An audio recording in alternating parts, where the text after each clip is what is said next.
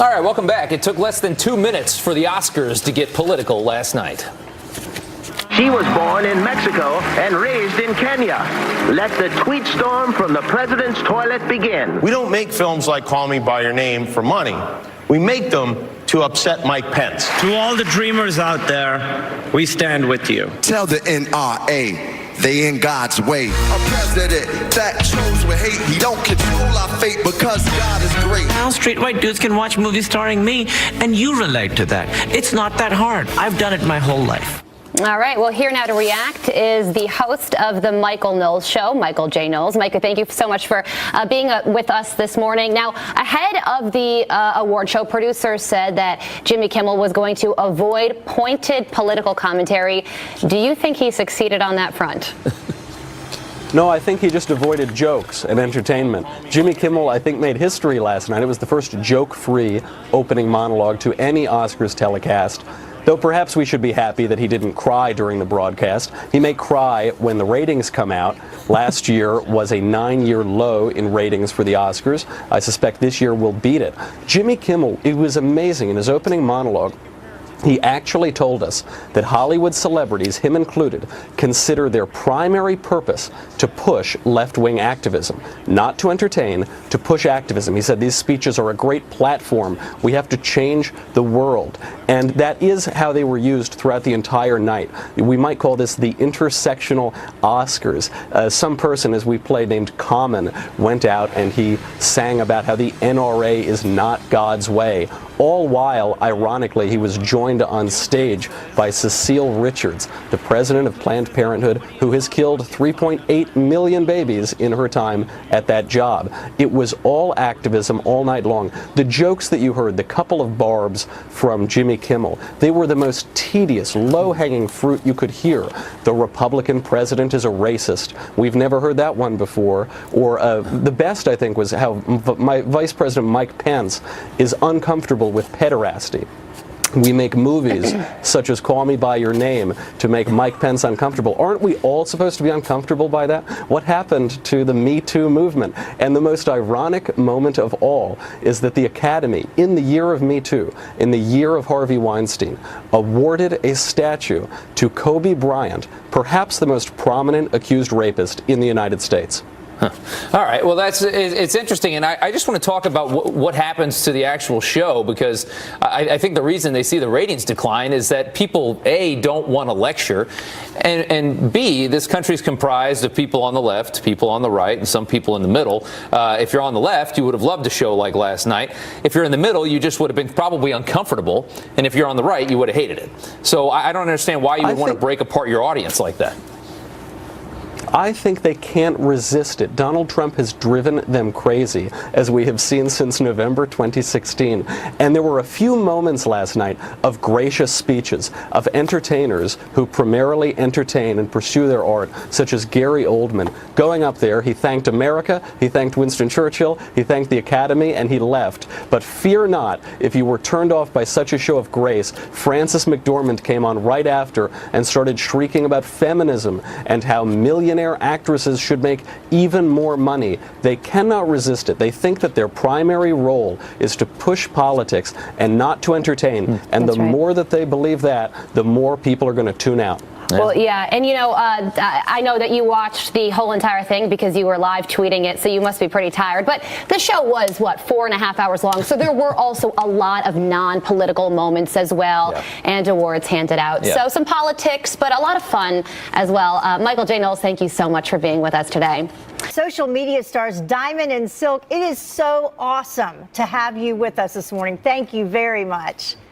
Thank you for having us. I was so excited when I heard you were coming in to talk specifically about this show last night. What were your initial thoughts? I was timing it out. It was less than 2 minutes in, and they were already bashing the administration.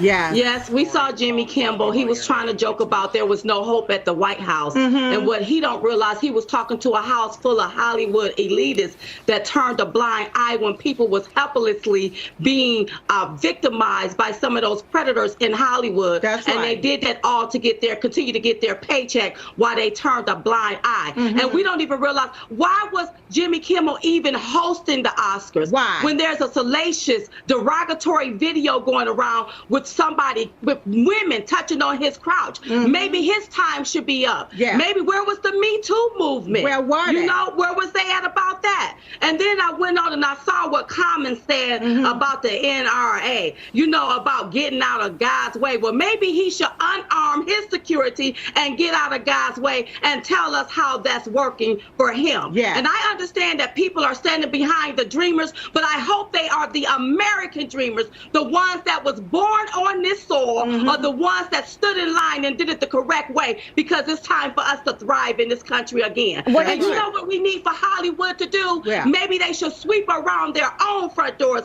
before they try to sweep around ours. Yeah. What did you think about the statements that were made towards Vice President Pence?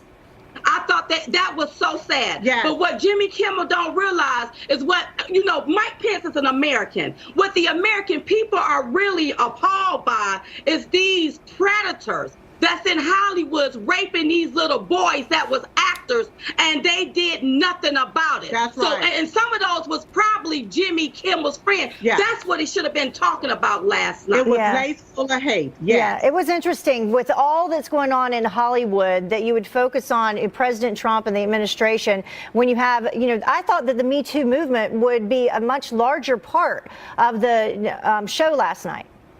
Here's the kicker. The Me Too movement was supposed to be there for the victims, but yet you had somebody like Kobe Bryant, they giving him an award. But you know, back in 2003, it was alleged that he sexually assaulted a teenager because that girl was 19 years old. The hypocrisy on the left is so real. Listen, the only good time of that Oscar is when they went to commercial. And then finally, the Oscars was watching me because it was so boring. I advise nobody to not even watch it no more. It's crazy. Yeah, that'll be interesting to see what the viewership was last night, because it seems like this just continues to build. Show after show from out of Hollywood, we get this thrown at us, this political angle, when we just want to watch people get some awards. We want to be entertained. Do you think they'll ever learn that lesson, or is this something that's just going to continue? This is something that's going to continue as long as our president is in office, but that's okay. What they need to do is maybe put that thing on a DVD and sell it on black market somewhere. We don't even want to see that on the TV anymore. And the more they hate, the more we're going to educate. That's right. All right. Thank you both for joining us. I really appreciate it. Were any winners, anything that you agreed with last night? Any of the winners, any of the big movies? No, I'm just appalled by Hollywood itself. Yes, it's saddening. All right. Oh, I like the Black Panthers movie, though. Okay. Well, you know what? You guys are not alone by any stretch of the imagination. They threw up Fox News viewers as well. I didn't like that. That was a low blow. It sure was. Shame on them. Thanks, you guys. Have a great day. Did you watch the Oscars? Well, if you didn't, it might have been because you were worried it was going to be political and they didn't let you down. That's right. Here's a little montage of Jimmy Kimmel, who hosted the Oscars last night. Stunning Lupita Nyong'o. She was born in Mexico and raised in Kenya. Let the tweet storm from the president's toilet begin. Oscar is 90 years old tonight, which means he's probably at home right now watching Fox News. We don't make films like Call Me By Your Name for money. We make them to upset Mike Pence. Okay. Is that funny? Matt Drudge tweeted out that the president was funnier at the gridiron than Jimmy Kimmel's Oscar monologue. He also said the producers have laugh track and applause track amped up while camera shots of audience don't match any intensity, which is interesting.